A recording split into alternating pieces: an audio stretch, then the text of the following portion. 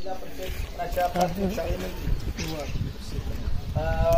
नटराज तंत्र यांचा दरवर्षी वाढदिवस साजरा होतो आणि सामाजिक बांधिलकी म्हणून ते कुठे ना कोणत्या तरी शाळेवर जाऊन गोरगरिबांची त्यांची जी काही असेल त्या पद्धतीनं मदत करून आपला वाढदिवस साजरा करतात। आता वाढदिवस साजरा करता म्हणजे महान श्रद्धा आहे समाजावर। आपला वाढदिवस साजरा असा करायचा काही आता वाढदिवस साजरा असे करतात की ते त्याच्यातच सेलिब्रेट करतात।